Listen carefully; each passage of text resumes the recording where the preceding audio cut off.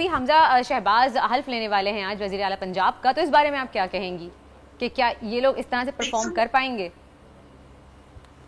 मुझे नहीं लगता क्योंकि हालात जो है वो मैंने आपको बताया ना कि आसमान पर इस वक्त बहुत थ्रिल और टेंशन है।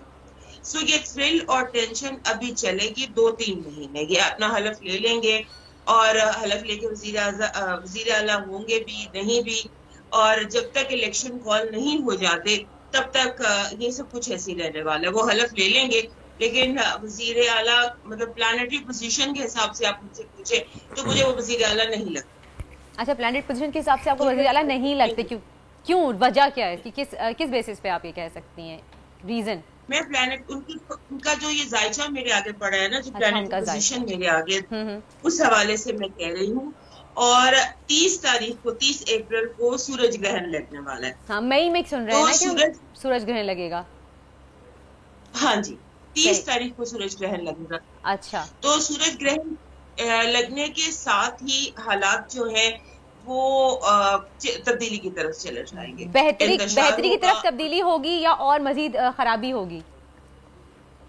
खराबी होगी। ओहो, सितंबर तक चारों तरफ खराबी है, सितंबर के बाद हालात बेहतर।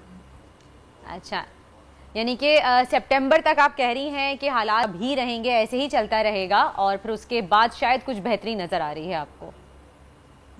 क्योंकि ये आप कार्ड देख लीजिए, जब इन्होंने शहबाज शरीफ साहब ने ओथ लिया, हम ओथ का जायचा बनाते हैं, उस जायचे की तस्वीर ये है।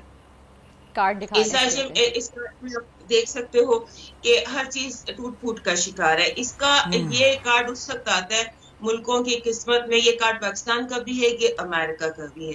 ये कार्ड उस वक्त आता है जब पुराने सिस्टम की तब्दीली के नए सिस्टम को बनाने के लिए पुराने सिस्टम को बिल्कुल खत्म किया जाता है।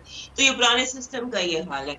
ये सारा सिस्टम तब्दील होगा और उसके बाद फिर एक नया सिस्टम बनेगा जो सितंबर से, जिसका अक्टूबर के लिए वो जो एंड ऑफ द ईयर है, उससे आगाज होगा।